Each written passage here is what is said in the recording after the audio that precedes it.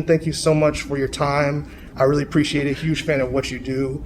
And I want to start with, when it comes to voice acting especially, there's so much that goes into, you really help make the characters feel whole. Like you help the Western audience, especially some of us that maybe have autism or different things, so we can't focus on subtitles. And sometimes, with ADHD, knows different things. A lot of my friends are like that and said, I have to watch dub. Yeah. So you do a great job with that, and we really love your work. So I was curious, what about your career makes you feel fulfilled the most, where maybe other creative endeavors doesn't? Oh, wow. That's interesting. Yeah.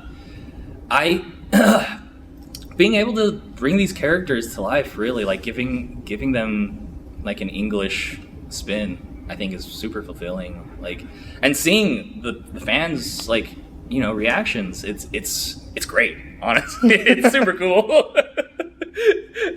I was gonna say because I've these conventions. This is one of my first big one I've ever done. I've only done one local one previous to this, really? And because I was kind of before I did this, I was I don't know if people want to meet me. I was I'm just a dude, and I was standing in a booth talking to a microphone. Yeah. But I got to meet the people, and that was the most fulfilling thing I've ever experienced. I was wow, I had no idea. It's really cool. It's really awesome. So I'm super excited, stoked to be here and talking to you, doing these interviews. It's awesome. So thank you for having me. No, man, because I 100% agree with what you're saying. Because as someone who started doing panels this year, I was oh, no one's going to come out. No one's come just content creator. I was no one. Yeah. But then once you go and you see the appreciation, you see people stop you yo, you made me want to cosplay, or I really it's bring you have to fight about that too. I'm a multi dude, so it's sure. Me, little old me. Yeah, really. I don't do anything. Yeah, so I definitely feel that, and I really appreciate that answer. So next, I guess I want to talk about preparation for a role. Okay. How do you go in preparing for a role? For example, Noe, how did you go in? Did you read the manga? What was your process for that? That one was, it's a very unique situation, and that one, I just watched the first season of Shield Hero, dubbed, because to get a sense of the character, and to see what what Billy brought to the character and things like that, and that was my preparation for that, because I wanted to make sure I honored the performance from the first season as much as I can. Exactly. Because it was a tough thing, because that's I don't know if I can do this, but they chose me. I auditioned for it, and they chose me. I was okay, this is my responsibility now. I got to do the best I can, for everybody involved, everyone watching. So, yeah, that one. No, I appreciate that answer, because I know that it's tough, and the expectation, because obviously Billy was such a great dude and just such a phenomenal actor. So absolutely, following the footsteps can be quite difficult. Yeah. But also when it comes to your usual work day, right? Let's say, what's the typical work day for you, from start to finish? What's it like? Ooh, man. Okay. Super boring. I'll go into though. I wake up at 3 or 4 in the morning. I go to the gym. Okay. No, you gotta get swole. We got the games. Okay. No. That's right. Then I go home. I eat my breakfast, and then I go sit down and look through my emails and look at auditions that I need to do and things like that. And I'll shoot them out before the day starts, hopefully before 9 o'clock when my first session sometimes starts. So I'll do that, and then I'll go to my sessions that are scheduled for that day.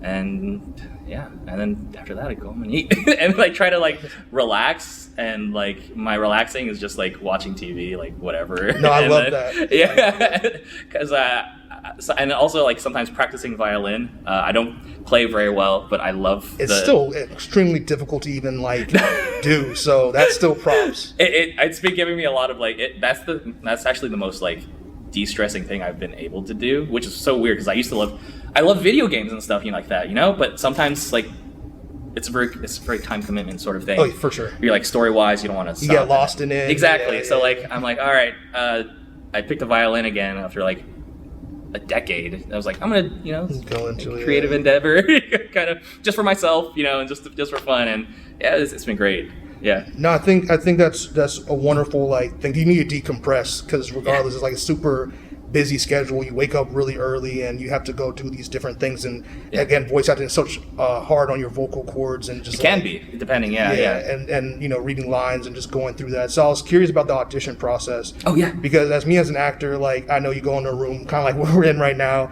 at table, people just like staring at you, judging you, and then you walk out of the room, don't know if you got a role, with a bunch of people who look exactly like you for a role. So for a voice actor, what's the audition process like for you? Thankfully, most of the time, there's nobody around. Certain places used to do like in-person auditions, things like that. Really? Yeah. Way back in before COVID times, and even prior to that, Funimation, now Crunchyroll, they had like general auditions they would hold occasionally. Like, it was very rare, but they did it like maybe once or twice a year. For a little bit, and that was my first live audition process, and that one freaked me out because I've never done it in person before. You know, that was also my first, like, because that was when I was first like getting into it. But like, you'll have like a director and stuff like that telling you, giving you notes and things like that. And even they would also hold auditions live for their shows sometimes too. Like, I remember some shows that they auditioned for, but for the most part, it's just by yourself, thankfully. And then if you get like a callback or something with a big show, they Zoom now, so you'll see all these faces on the screen, like, silently judging you. I can imagine. Oh, yeah, that's tough. Yeah, I was about to say. So what's it like? You know, I guess during that 2020 year, the world shut down. Yeah. You know, we're all trying, especially for freelancers like ourselves and different things like that. It's like, okay, well. Yeah.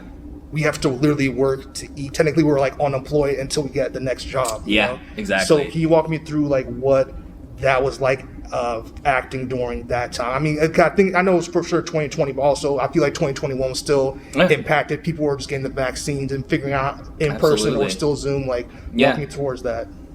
Thankfully, with voiceover, as soon as I got the news was breaking that like this is gonna be a big thing. Yeah. Like, I was like, well, shoot, like, I guess I need to set up my own booth at home. Like, I had one for like auditions and stuff like that, and work sometimes, but it wasn't a great thing. It was like a studio, like, I'm about to record a whole episode of something in there. No, not at all.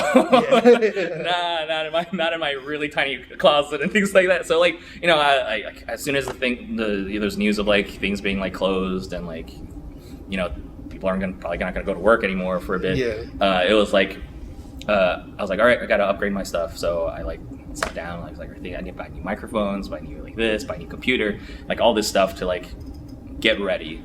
Because like that's because for the most part, voiceover, like not just like in say like anime or like cartoons and things like that, but like a lot of it was already remote because of, like commercials. There's commercials and things like that, promotions that people read for TV. Or radio, and so people for the most part had their own setups, and I had my own setup for that. But to do anime or do anything like that, there was a certain standard to that you want to kind of meet. So that was like my goal, and then and then I moved states. Which is already very tiring. But like it was great. It was a great experience. But I don't want to move again. But those 2020 and 2021, it was like most places were figuring out what to do, like how to handle this new thing. Thankfully, the technology was there to accommodate. For sure, yeah. Right, with things like Source Connect or like Zoom, things like that. It was great.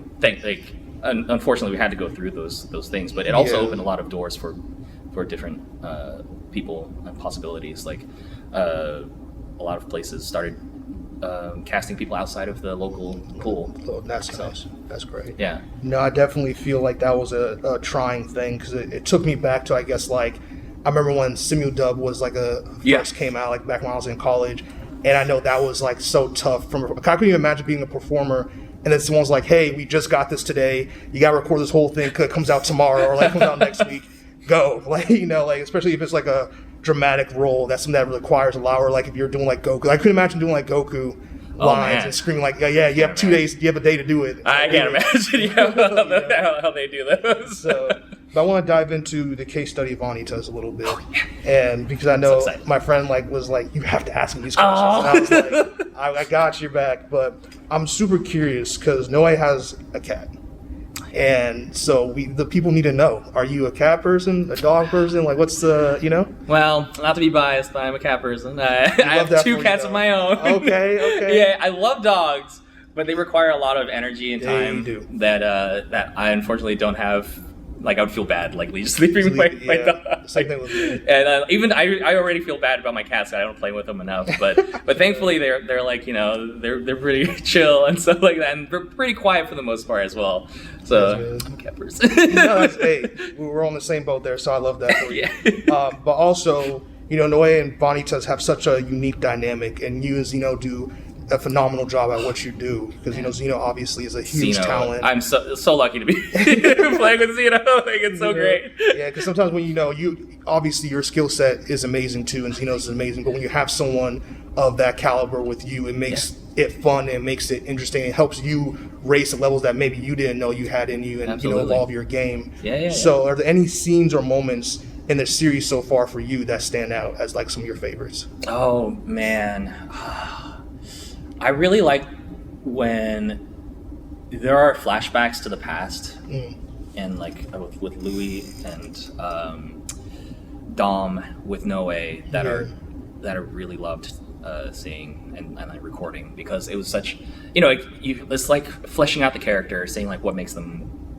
who they are, and like getting to see those scenes, do those scenes. It was like fantastic. Like those were like up there for sure, because like the emotionality and things like that, like you don't get to play with too much sometimes.